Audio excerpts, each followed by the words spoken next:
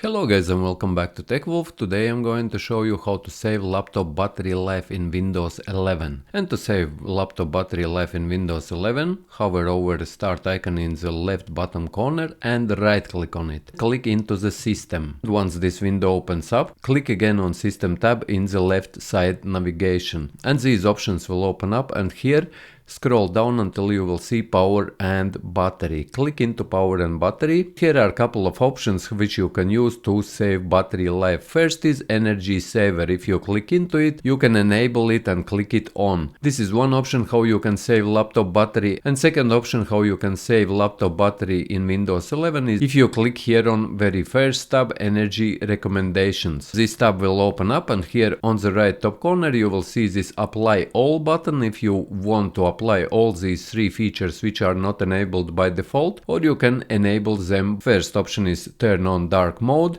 You can apply it as dark mode uses less battery. You can enable also put my device to sleep after 10 minutes and turn off my screen after 3 minutes. You can enable them separately. So yes guys, this is how you can save laptop battery life in Windows 11.